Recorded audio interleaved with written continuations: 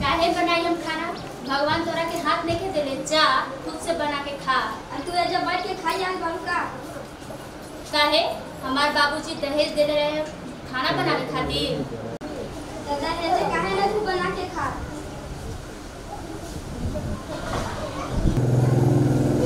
खाना बना के ना देवे, जाता नहीं भैया से कहे। ये सब की तू भैया के जाके कहबे?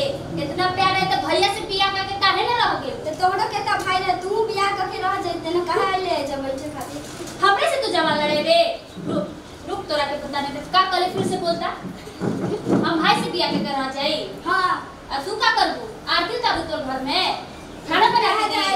आई बैठल तोहर नौकर बनी हम ना बना के दे। जा जाके भैया के कह दा, हमहू जाता दिन तोर भैया से जाके शिकायत करे कि तोहर बहन काका गुल खिला के हमरा सामने कहती है। जा तेरा हर बात हमार भाई ना मानी, जाके कह दा। का करी कुछो ना कर। हमरे से जवान लड़े तू? हां लड़ाई मत तोहरा से ना लड़ाई, तो पड़ोस वाला से जाके लड़ाई। तो जा लड़ा पड़ोस वाला से। काहे तू जब बैठ के खाई आल बाल काम हां, हम महारानी बानी, हमार मर्जी हम करे चाहे। काहे? तोहार ससुराल से आवता खाना का जे बैठ के खा के मोटा त हम अपन बाबूजी के घर में मोटा त। बाबूजी से इतने शौकत तो जाके बाबूजी के घरे बैठ जा। कहा आई जा हमरा घरे बैठे आई बाबू। तू हमरे से जवान लड़े हो? हां तोहरा से चुप। तू हमके मारले बाड़ू तो पर हम जाता नहीं भैया से कह। जा कह दा भैया से, हमहू जाता भी तोर भैया से शिकायत करे। जाता नहीं अच्छा से तोहरा के कुटाई होई। अब तोहरा के हम भी कुटाम। चला जाता नहीं कहे। चला का कहता भैया से।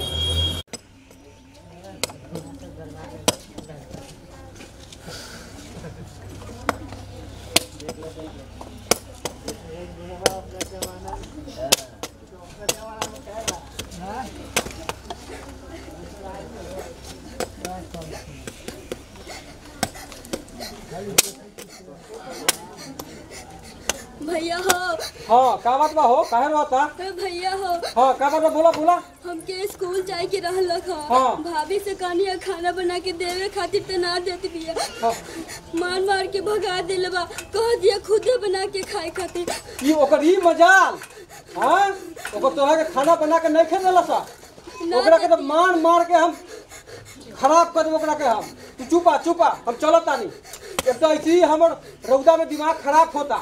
चला ओकरा के मारब हम। चलत चला चलत। हां आवत। अरे कहां गया हो? हां तोहरी मजाल कहां भरा हो? बाहर निकला।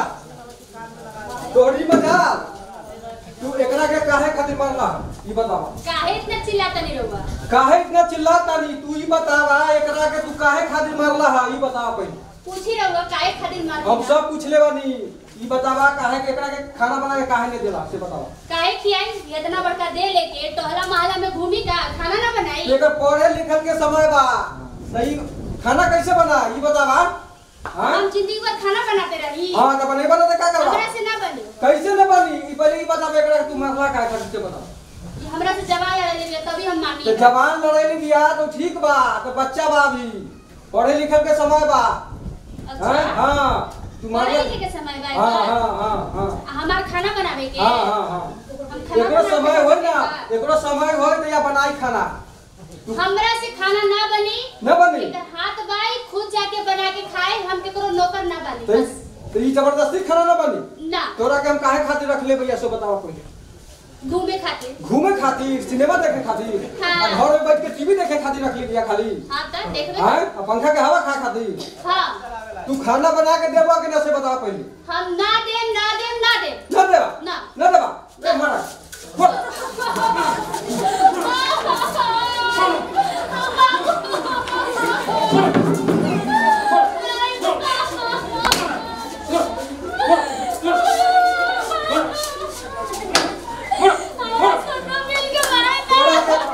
तोरा के मोबाइल लगा। मोबाइल घर में मोबाइल देखा था तोरा के। तो हम गल्ले से खाना बना के देबे के पड़ी, तो ऐसे ही मार पड़ी।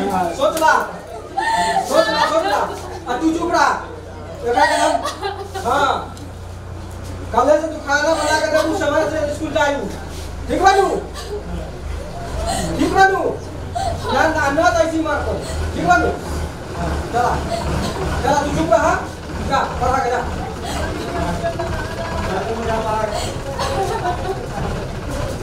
रउआ लोगन के हमनी लोगन के अगर वीडियो पसंद आयल हो तो लाइक करब, शेयर करब और सब्सक्राइब भी करब और हाँ कमेंट करना ना भूलें। और बेल घंटी के जरूर दबाएं।